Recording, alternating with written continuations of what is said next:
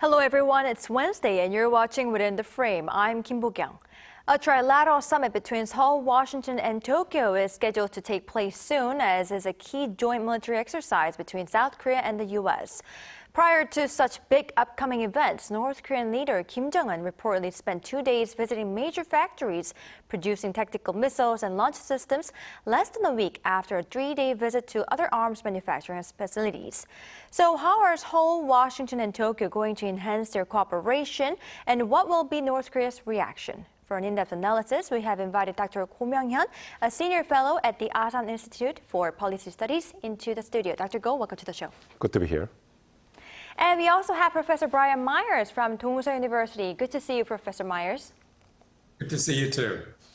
All right, now first question to our Dr. Go. So North Korean leader Kim Jong-un made another series of visits to arms facilities, and this came less than a week after he paid a 3-day visit to another major arms factories. Are such visits usual? Oh, it's definitely usual for a leader of a country like North Korea. It's really a country about military first policies. So it's even if there's no contingency in North Korea, a North Korean leader will be paying visits to weapons manufacturing facilities.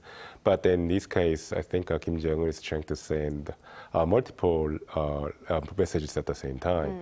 So there are, first of all, the weapons development roadmap that Kim Jong-un set out in 2021.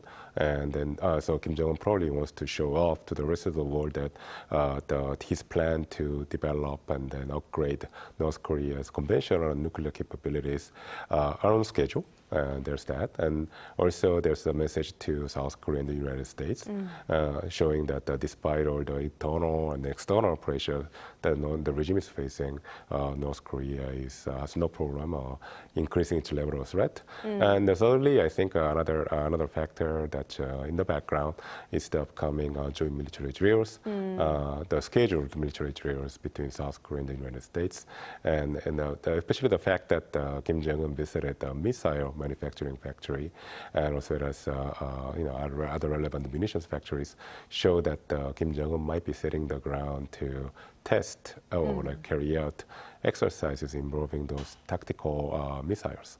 Right, so there were many messages that Kim Jong wanted to send. Right, Professor Myers, this also came after Kim presided over an enlarged meeting of the Central Military Commission of the ruling Workers' Party last Wednesday, where he urged for preparations for offensive military action in case of a possible war. Now, what does he mean by offensive action, and how did you see the meeting? Well, Bo-kyung, a lot of people hear the term offensive in a military context, and they think it means the start of a war or a conflict by an aggressing power. But in fact, it can mean any kind of initiative undertaken to achieve a strategic goal during a conflict. So you can undertake offensive actions even if you're fighting a defensive war. So even though Kim Jong-un was recently photographed in front of a banner saying, let's sweep away the South Korean puppets, you guys just showed that photograph a few moments ago. His statement about preparing offensive actions does not necessarily mean that he's preparing an out-of-the-blue attack or invasion like the one with which his grandfather started the Korean War in 1950. I think that needs to be said because some of the media reports have been a bit too hyperbolic. On the other hand, offensive actions can refer to pretty much any sort of strike on enemy positions or enemy territory, and that can include those tactical missiles that Dr. Go just mentioned. But in the photograph of the meeting, Kim Jong-un was shown quite ostentatiously pointing at Seoul and Daejeon on a map. And this makes me think that the meeting and the statements that Kim made were conceived as much for external as for domestic consumption. Because in this way, the tension on the peninsula is made to appear to be increasing. And that always heightens pressure on the Americans and the South Koreans to take a softer line in their relations with North Korea. Right, I see. Now, Professor Myers, so Dr. Go mentioned the joint military exercise as one of the reasons why North Korean leader Kim Jong-un made, a series of visits to major factories and also making such remarks. Now, delving a little bit deeper into the military exercise, what is expected during this Ulti Freedom Shield, which runs from the 21st to the 31st, and what are other allied field training events we could be able to see?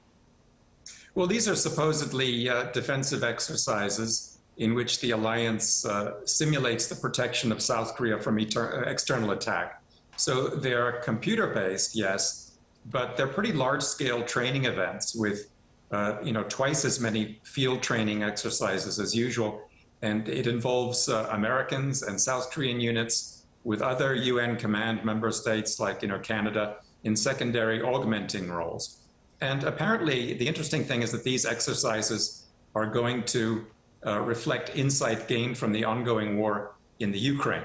But, just as a country fighting a defensive war can engage in offensive tactics, a country fighting a war of aggression can also engage in defensive tactics. So even though these exercises have the word shield in their name, and even though they're supposed to be very benign, I think we need to understand that from a North Korean perspective, they do perhaps look like rehearsals for a war of aggression. So my point really is that neither side is contributing to a reduction of tensions right now. Right, I see. Now, Dr. Go, for the first time ever, the U.S. Space Force, a branch within the U.S. military responsible for global space operations, will take part in the exercise as well. What does that hint at? Well, actually, the U.S. Space Force has been participating in the defense of South Korea for a while now. In fact, there's an official detachment of the U.S. Space Force based station in South Korea right now. It's called the Space Force Korea. So, and then at the same time, the reason why the Space Force participation, not just in the joint military drills, but overall defense plan of the United States for South Korea is not unusual, is because the Space Force is not really about defending, say, like the external threats using space vehicles and so on that. In fact, the job of the Space Force, as we know, is to manage and protect the remote sensors that are based in space. Essentially, these are satellites. So because in the modern warfare, the militaries of not just the United States, but any advanced militaries rely increasingly on the space-based communication networks, as well as the sensors based in space. The role of the Space Force has become very important. So, for instance, whenever North Korea launches a ballistic missile towards Japan or towards South Korea, it's the space-based assets of the United States, essentially the Space Force, that are observing the trajectories of these missiles.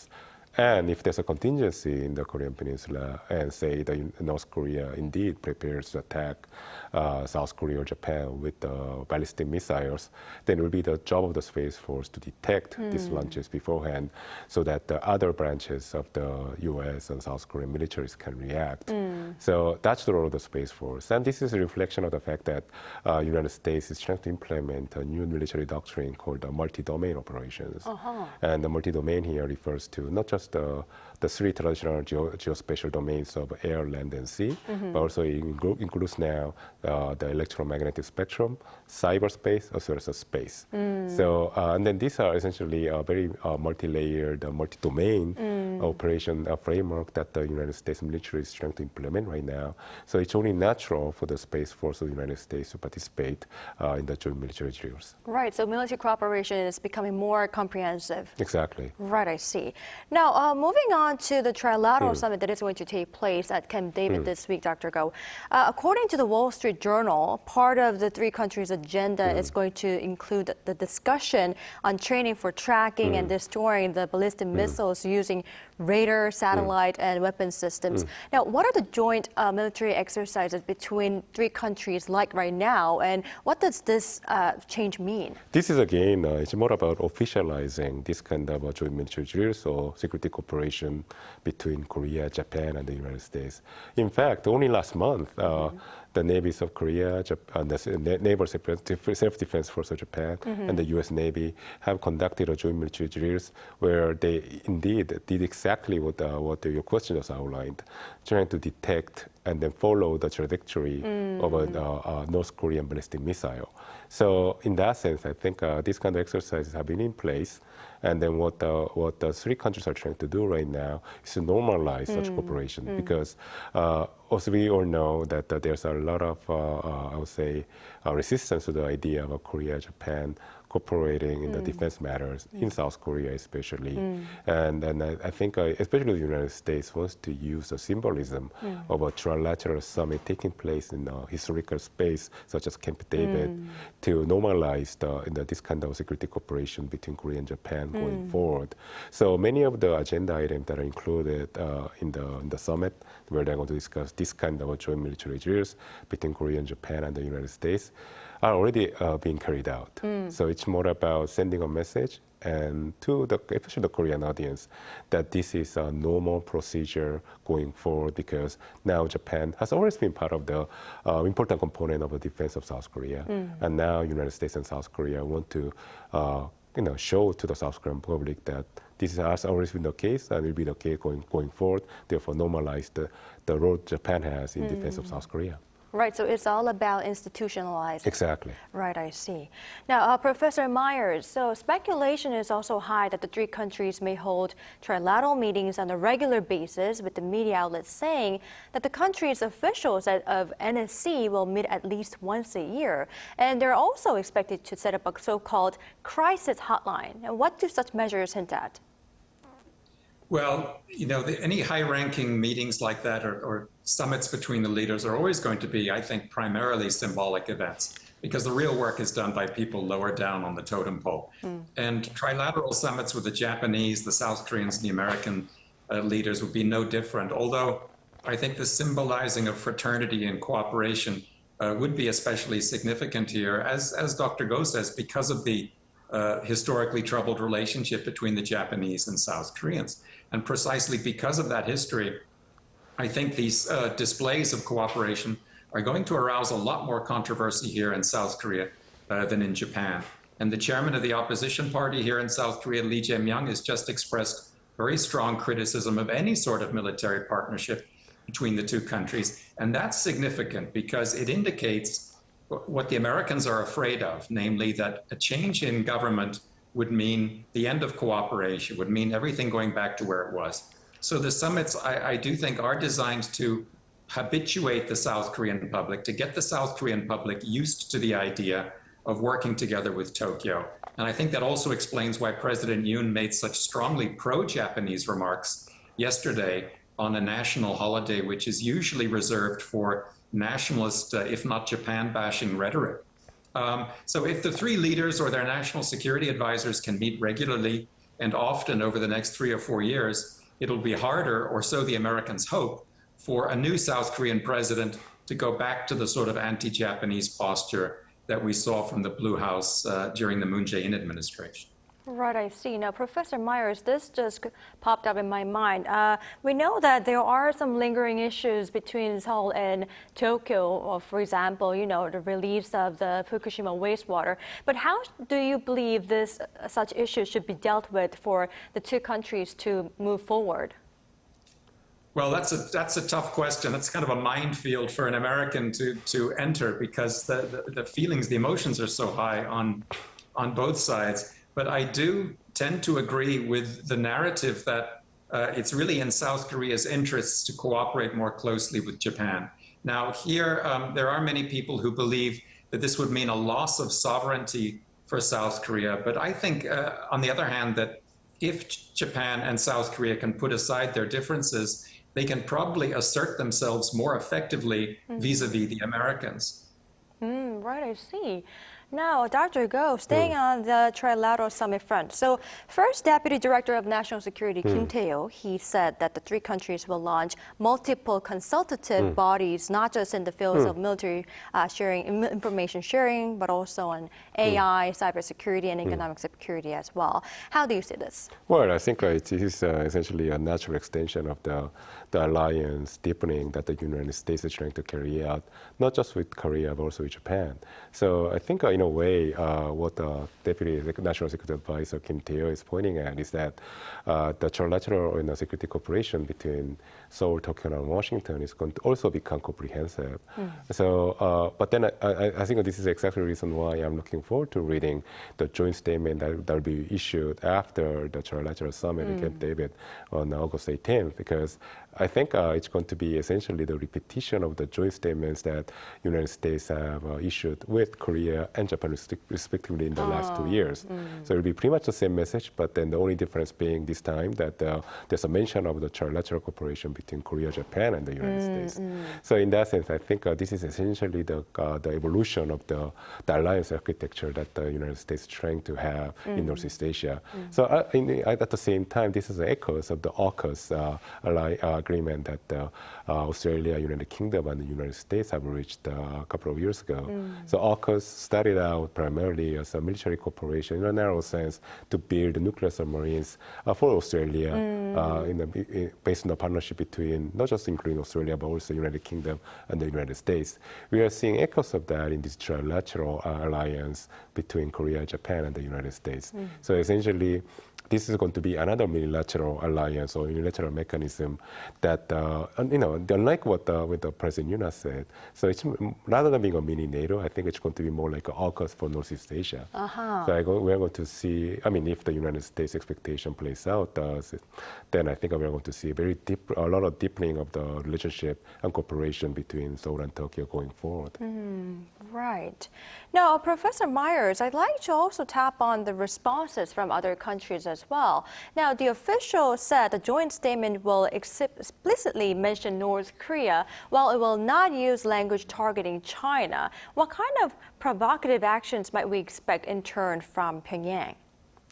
Well, Po-kyung, I don't really like the word provocations in this context because it creates the impression that North Korea's main interest is in sort of sporadically poking its enemies to try to get some sort of reaction out of them, when in fact, Pyongyang has been carrying out a nuclear program for decades that has its own internal technological timetable, albeit conditioned by external variables like the weather and the behavior of North Korea's enemies. But if you're asking what we're going to see from North Korea on the nuclear ballistic front in the near future, I would say we're going to see what we saw in 2020, which was an exceptionally high number of missile launches, ranging from short-range missiles designed to hit South Korea, mid-range missiles conceived to hit Japan, and ICBMs that are, of course, intended to reach the United States. Now, remember, Kim Jong-un has pledged to exponentially increase missile production. So I think he needs a comparable number of launches this year if he wants to look like he's serious about that pledge. Now, of course, the big technological goal for the North Koreans, as always, is to miniaturize a nuclear weapon that can fit on a missile or to show convincing evidence to the outside world of that kind of a capability. So that's the outlook, I think, for the year ahead. And unfortunately, it's not a very rosy one from the alliance's perspective.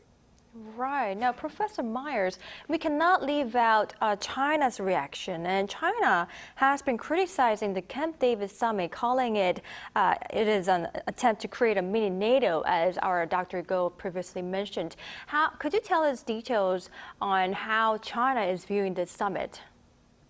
Well, China has a certain point. Let's not forget that the Japanese wanted to open a NATO office in Tokyo. I think there are certain legitimate fears of encirclement that the Chinese are naturally going to feel when they see the Americans and the South Koreans and the Japanese joining hands in what is beginning to look like a de facto military alliance and conducting military exercises on China's doorstep. So I don't think that's unreasonable bluster on the part of the Chinese. Now, we in the West, we don't like it when Russia and China and North Korea join hands. That makes us feel threatened. And I think it's only natural for this budding trilateral partnership to make the Chinese a bit worried too. Right, I see. Now, Dr. Go, before I let you go, I'd like to ask you this last question. So, Seoul, Washington, and Tokyo have requested a UNSC meeting to jointly discuss human rights issues in North Korea. And if this does go ahead, it will be the first time since 2017. Does that have any special intention behind? No, I think it reflects the fact that the human rights situation in North Korea is worsening. I mean, which is very surprising because it's already very bad.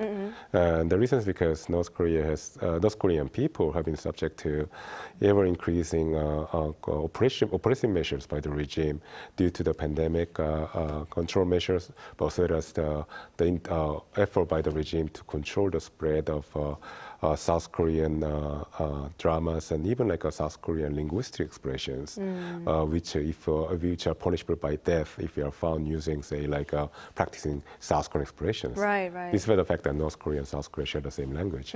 So this extreme form of oppression that we are seeing and have been officialized and even institutionalized by the North Korean regime is a source for a grave concern, clearly.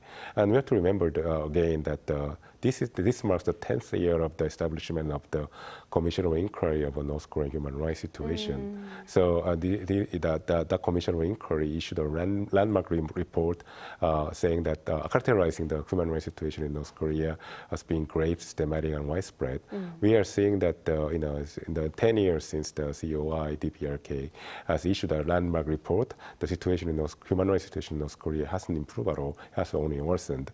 So I think it's only natural for the three countries that are biggest stakeholders in seeing the improvement of the human rights situation in North Korea to get together and then essentially emphasize the urgency of human rights situation in the country. Right, I see. Well, unfortunately, this is all the time we have for today's edition. Thank you, Dr. Go, as usual, for your time and insights. And thank you, Professor Myers, for your insights and time as well. We really appreciate it. Thank you for having me. Thank you. All right, that's all for Within the Frame tonight. We'll be back tomorrow with more in-depth stories. Thank you for watching, and goodbye.